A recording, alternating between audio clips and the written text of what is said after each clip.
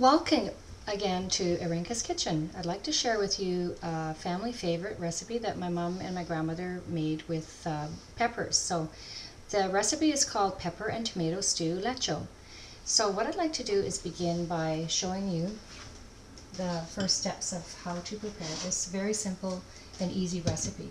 So I have here, I've put some oil on the bottom of it. I haven't used the entire amount of cooking oil, so it's 2 tablespoons of vegetable oil. So I'm just going to put the remainder of the oil in there, and I've started it at a sort of a medium heat, so I'm going to bring it down just slightly a bit, and then I'm going to add onions. So 1 small sweet onion. I'm going to saute the onion. This is a great recipe because you can add different types of meat to it. In my recipe, I've mentioned that you can add eggs. You can add to make an omelet, or you can add smoked sausage, your favorite smoked sausage. So I would use a Hungarian smoked sausage. You could probably get that at a delicatessen.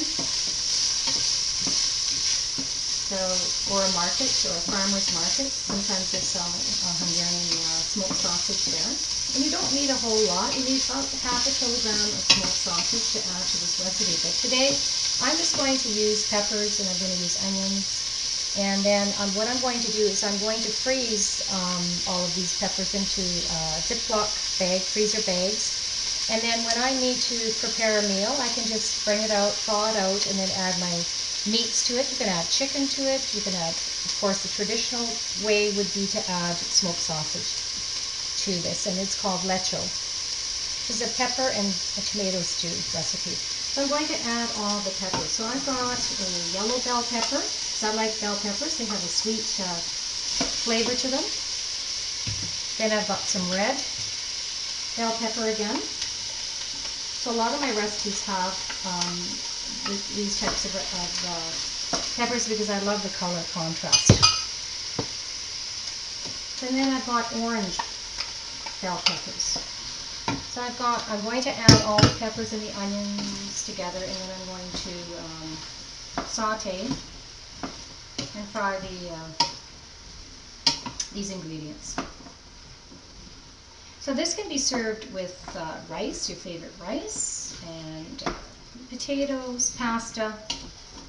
It's a very quick and easy recipe. You can serve it fresh. You don't have to freeze it down. You can cut back on the ingredients. You can use one of each of the peppers.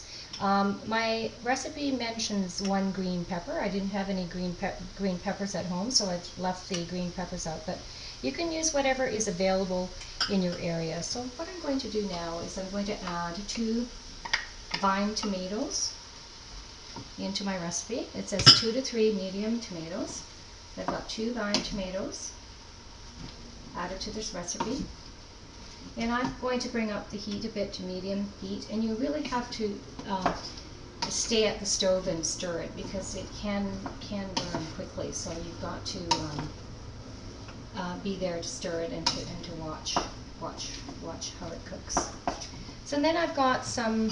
I'm just going to move this over to the side, and I'm going to bring over my spices. So I've got here some sea salt, and I've added half a teaspoon of sea salt, and I use a lot of sea salt in my recipe. And then I've got some ground black pepper, which is a 1/4 teaspoon. You can add more or a little. And then I've got 2 tablespoons of paprika.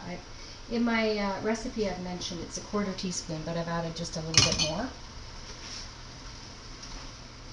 It all depends on what your preference is for the spices. So I keep stirring this around, and I let this cook at a medium heat, and I wait until the peppers kind of soften and the onions cook really well.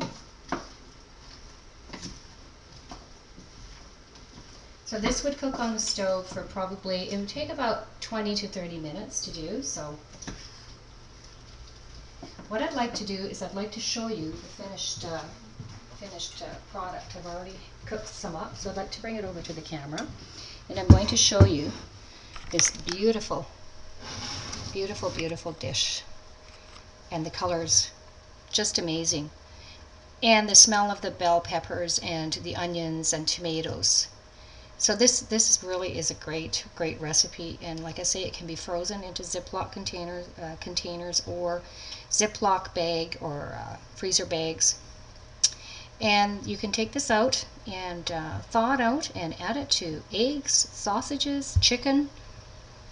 The traditional way for Hungarians would be to use smoked sausages.